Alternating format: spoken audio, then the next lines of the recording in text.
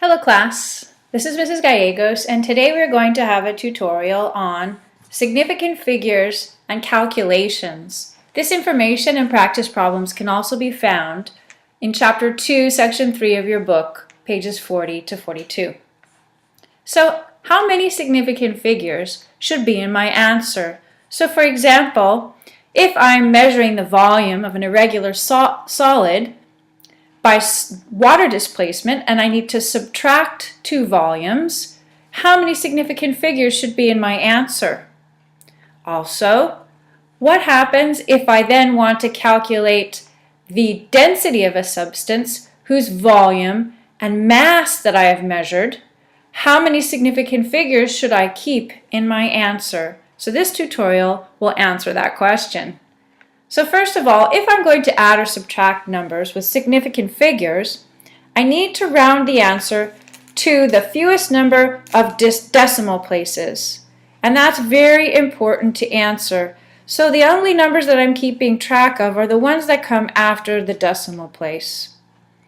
For example, if I'm going to do the problem 28.0 plus 23.538, notice they're a different number of decimal places. This has 1, this has 3, and I'm going to add 77.218.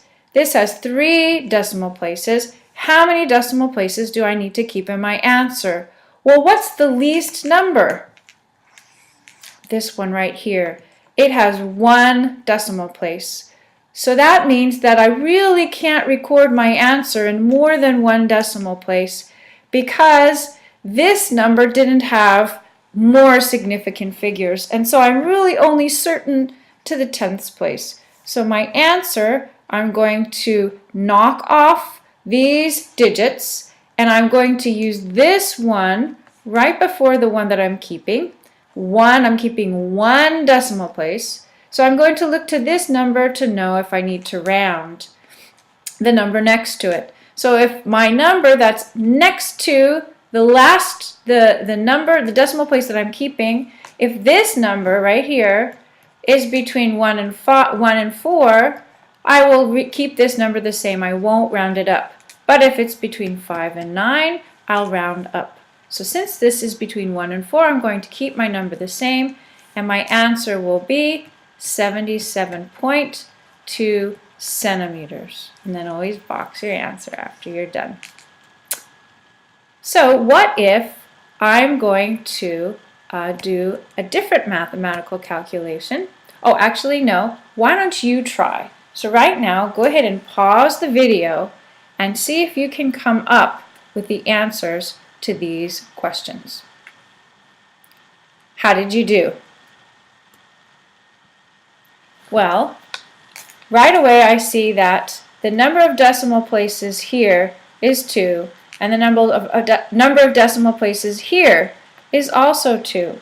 So if I add up the two numbers, 93.26, actually this is subtracting, minus 81.14, I get the number 12.12 centimeters. So I'm going to keep these 2 decimal places.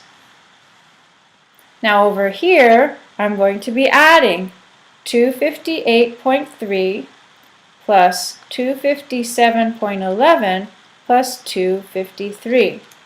My answer is 768.41. Let's look at decimal places. This has 1 decimal place. This has 2 decimal places, and this has 0 decimal places. So this one is the least, and so my answer will have 0 decimal places. So I'm eliminating these 2 numbers after the decimal place. I'm going to look here.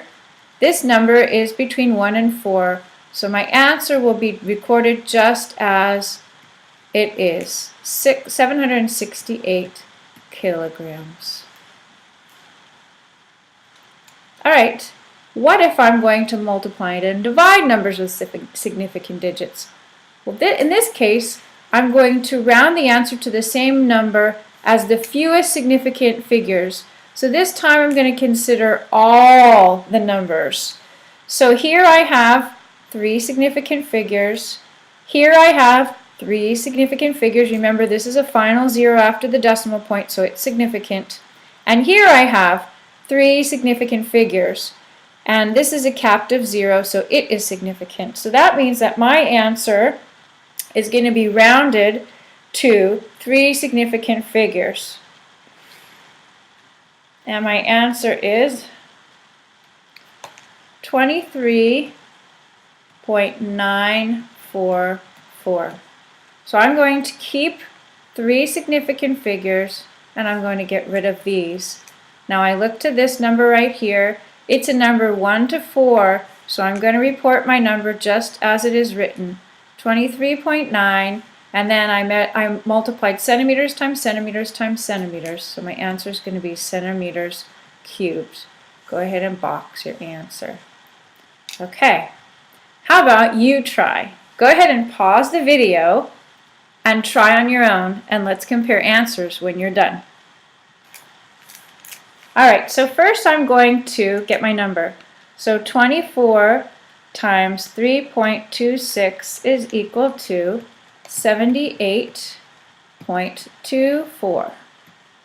Now I'm going to go over and look. Since I'm multiplying, I'm going to have my answer will have the same number of significant figures as my least significant figures. So here I have 2 significant figures, here I have 3. So that means my answer is going to have 2 significant figures. So I'm going to knock these off. I'm going to look to this number right here, and I see that it's a number between 1 and 4, so I don't need to round my last number. So my answer is 78 meters squared, and I box it. Alright, looking down here, first I do my math. 4.84 divided by 2.4 is equal to 2.0166666. So now, how many numbers should be in my answer? Well, certainly not these many significant figures. So I count 1, 2, 3. This number has 3 significant figures. 1, 2. This has 2 significant figures. And so my number will have 2 as well. This is the least number. So I'm going to knock off all of these numbers. And so my answer will be 2.0 meters per second. And this is the way that we're going to be showing per second to the -1, which means inverse. That's a negative. And so remember, this 0 is the final 0 after the decimal point, so it is significant. So hopefully this video has been useful and shown you how to determine the number of significant figures in an answer when you're multiplying, dividing, subtracting, or adding.